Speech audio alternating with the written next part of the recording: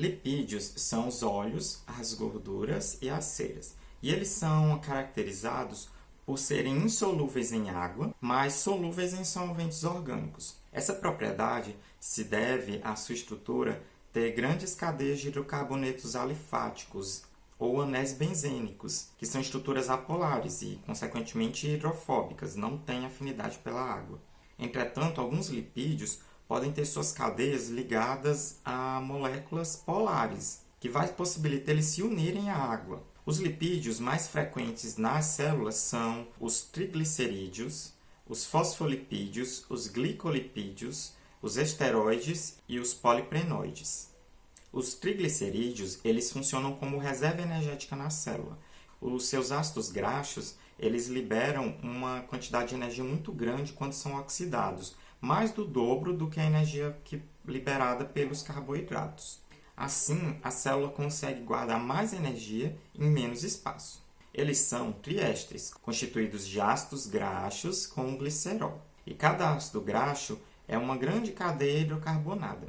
Na hora de formação dessa molécula, cada grupamento de ácido graxo vai reagir com um grupamento hidroxila no glicerol e, por consequência, vai liberar uma molécula de água.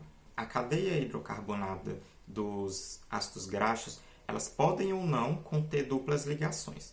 Quando uma molécula possui duplas ligações, ela é considerada insaturada. Essas insaturações, elas são importantes porque elas conferem ângulos às cadeias hidrocarbonadas. Esses ângulos, eles vão afastar uma molécula da outra. E essa característica é que torna os óleos líquidos. Os óleos, eles são compostos por triglicerídeos insaturados.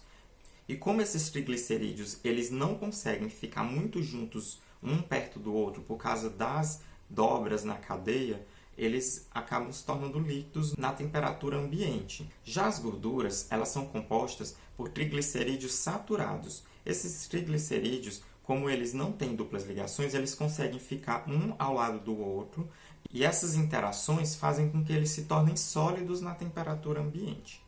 Já os fosfolipídios, eles são compostos por duas cadeias de ácidos graxos e uma cabeça polar. Consequentemente, essas moléculas de fosfolipídios elas são anfipáticas, ou seja, em um lado da molécula ela é polar, tem afinidade pela água, e no outro lado, no lado dos ácidos graxos, ela vai ser apolar, não tendo afinidade pela água.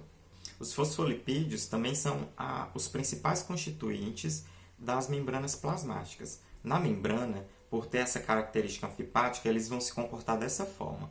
As caudas hidrofóbicas elas vão se voltar uma para dentro da outra, pois constituindo uma dupla camada lipídica.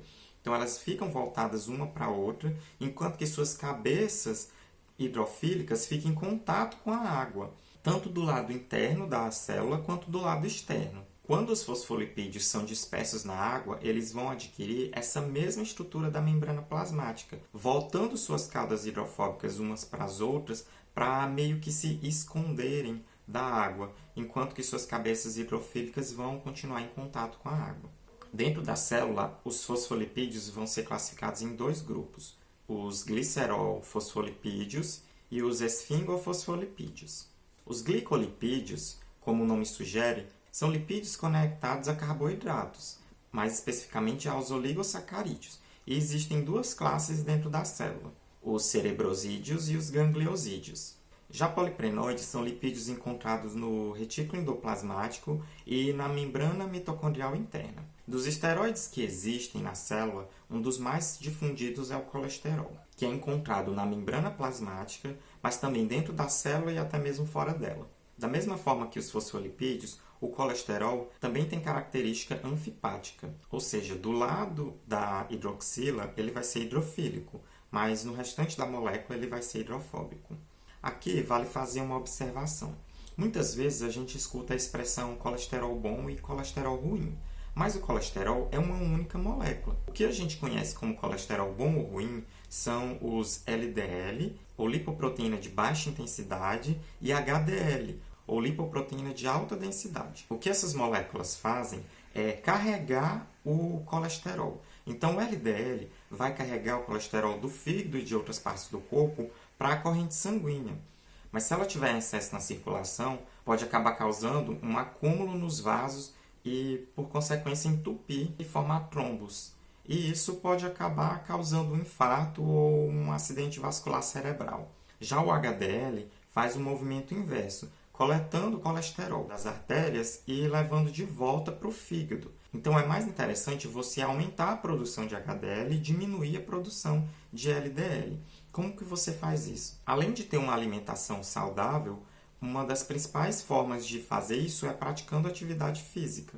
Além do colesterol, outros esteroides importantes no organismo são os hormônios sexuais estrógeno, testosterona e progesterona, os hormônios suprarrenais cortisol e aldosterona, a vitamina D e os ácidos biliares. Com isso, a gente pode perceber que os lipídios não são um vilão do nosso organismo. Ao contrário, eles são essenciais para um bom funcionamento e ter uma alimentação que inclua as quantidades corretas de lipídios é essencial para ter uma vida saudável. Então, além disso, pratique sempre atividade física, continue estudando e até a próxima aula.